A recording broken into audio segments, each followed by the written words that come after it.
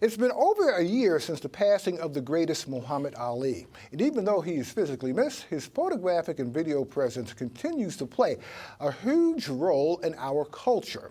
Throughout his career until the day he died, Muhammad Ali was probably the most photographed human being on the face of the earth. One of the folks with a camera, not to mention a special access, was Michael Gaffney, Ali's personal photographer from 1977 to 1978. The photos collected in a book called The Champ, My Year with Muhammad Ali, will now be on display at the Richard Beavers Gallery in Bed Stuy starting this Saturday. Joining me now are award-winning photographer Michael Gaffney. Welcome for coming to BK Live. Well, thank you very much, Michael. And also Richard Beavers, owner of the Richard Beavers Gallery. Welcome back to BK Live. Thank you for having me back, Michael. Man, where do we start with this guy? Okay. First thing is, how did you meet Muhammad Ali? Okay, I was up at Deer Lake, Pennsylvania, at his boxing camp, and I went up there. It was 1977. You have to put it into context. 1977 was the year that Elvis Presley passed away, August of 1977. So I had always wanted to photograph Elvis, never had the opportunity, and I read in the paper, Ali was training for a fight, for the Ernie Shavers fight, and so I called my photo agency, Gamma Liaison. They said, I asked them if they could use the pictures, and they said, yeah, we can always move pictures of Ali. At that time, he was the most recognized, most famous person in the world, 1977. And this is before the internet. And before the internet. He was a newspaper, magazine phenomenon. And the only information you had was the Encyclopedia Britannica. That's right. So I went up there, I walked into the camp. I had credentials, New York press credentials, and I walked in and into Gene Kilroy, his manager, business manager, met me in front of the camp there, in front of where Ali was waiting, and in the locker room. And he said, where are you from? I said, Gamma Liaison. Walked in, and Champ said, he was sitting on a couch, and he said, what's your name? And I said, Michael Gaffney. And he goes, where are you from? I said, Gamma Liaison, international photo agency. Right. And he heard the word photo, and he said, take all you want, shoot all you want. And so I did. I stayed up there for about 5 or 6 days, and about the 5th day, I asked him, I said, I want to get some pictures of you running. And so he said, fine. We run off the mountain. His camp was on a big mountain in Deer Lake, and he said, but we run at the lake where it's flatter. So we went down there, we ran. On the way back, okay, sitting in the back seat with his brother Rahman and a trainer, Bobek. Anyway, Ali's up in the front. Drew Bundini Brown is driving. Ali's up in the front. It's dark. We ran at 5 o'clock in the morning. So we get towards about a half a mile away from the place, from the beginning of the mountain, and Ali's up in the front, and he goes, "No man alive has run up my mountain." And then I looked around. Nobody was giving up anything, and so I figured, he's challenging. I'm the only one in running clothes. He must be talking to me. So he's the challenge? He's challenging me. So then we get to the very bottom, and he challenged me again. No man alive has run up my mountain. So I said, Bundini, stop the car. So I got out. I ran halfway up. I felt like dying, and I said to myself, you know what? The heavyweight world champion of the world is lighting the way for me to run up the mountain. I got to make it to the top. So I made it. Okay. He jumps out. Everybody's jumping around, but they were just having fun. Right. This was training camp. It's 3 months of brutal work. They break it up like that. So the couple days later, I go in and I tell him, Champ, I'm leaving tomorrow. And he, oh, no, you can't leave.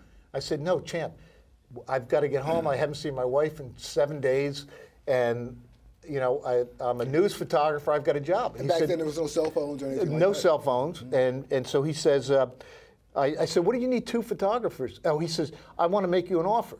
I said, for what? And he goes, to be my personal photographer. I said, Champ, what are you talking about? You have Howard Bingham, great photographer. He was a good friend of mine. He's unfortunately passed away recently.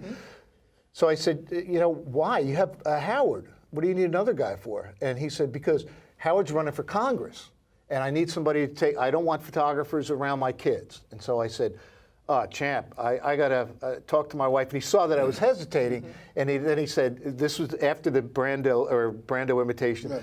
I'll make you an offer you can't refuse for The Godfather, right? So anyway, that was the start of it. But I think what he recognized in me was something he saw in himself. When he challenged me to run up the hill, I took it. just like he took all the challenges. Cool. What about, okay, where do you fit in this, Richard? I'm the owner of Richard Beavers Gallery. Michael and Gaffney and I, we were connected by a mutual business associate, and I'm a huge admirer of Ali. And when Michael called me, told me these priceless photographs that he had, it was just, we had to do an exhibition. And especially coming up on the 1-year anniversary of Ali's death, being that he passed on June 3rd. So we said we wanted to do something to honor him so that we can continue to pass on Ali's legacy. You also had access to him, especially outside the ring, and you took a lot of personal pictures also. This was really what I was not a boxing photographer. I covered boxing, covered all sports, but what I was really interested in was the photojournalism aspect of covering and documenting Muhammad Ali. These are like feature pictures, basically, feature stories. More of his personality. I mean, there were things, of course, in his boxing persona that I needed to get as well, the training, everything else, but and the actual his courage in the ring. But what I learned by being with him was how the depth of his character, and how he motivated people, how he encouraged people and inspired people to do the right thing, and to strive to always do the right thing. And that was part of my challenge, was to capture that, because I was looking at it for the sake of history. I wanted to take pictures that would stand the test of time. And Richard Beavers Gallery came to me and said, I want to do a show that shows his legacy. And I said, I have the pictures, let's go. So this is a huge deal to memorialize as a tribute. Richard, also, this is a way to introduce Muhammad Ali to young people who really they know something about him, but they may not know that much. Yeah, absolutely. We have a lot of young people that come into the gallery, and one of the things that I attempt to do, well, really I actually do, is to educate young people through art and through photography. So they come in, obviously they're going to ask questions. We're going to have captions on the walls with some of the side quotes, some of the things that Michael has provided us with. So this way we can continue to educate people, and we can show them many different facets of Muhammad Ali, not just an athlete, but Ali, the social activist, Ali, the father, Ali, the man. And that's really what the exhibition is going to be comprised of, is all of these different aspects of the man that we call the champ. I want you to give us a real quick insight to what fight day and fight night was like. Very calm. Ali had done all of his training. I'll base it on the first fight, okay, which was the Ernie Shavers fight. That was here at Madison Square Garden. Madison Square Garden. A tremendous fight. He was an aging fighter at that time. He was 35 years old. So he had to prepare differently than he ever prepared before for a fight. Age was starting to set in. A heavyweight boxer, 29 years old, is kind of their max. He was at 35. He was pushing it. He was fighting somebody in Ernie Shavers that he was warned not to fight because Ernie Shavers could knock him out. He was a hard hitter, a great fighter. And anyway, but he was very calm. He slept a lot the day of the fight. But then in the locker room, and this was my first fight that I covered with him, and it's in the book, I saw the chaos that surrounded him, which was exciting to him, and which he gathered his strength from. Right. So if you're looking through the book, you'll see pictures of TV cameras all over him, but he thrived on that. And then a couple minutes before the fight, he would go into the bathroom and very quiet, and he'd meditate for a couple minutes, and then he'd come back out, and then he'd be ready for the ring. I know he had several cornermen. He had Wali Muhammad, he had Angelo Dundee, also Bundini Brown. Bundini Brown was the motivator before there were motivators, before there were motivational speakers, before there was Tony Robbins, there was Bundini Brown. That's right. He was always in his ear. If you look at the photographs and the close-ups, you see it's Bundini yelling into his ear. And he motivated him. He would tell him exactly what he needed to do. He wouldn't listen to anybody, except he did listen to Bundini. It was a very magical connection that he had with him. And he would listen to Angelo, but only if Angelo worked around for him to listen to him. But Bundini, he had him, especially during the fights, when the pressure was really on.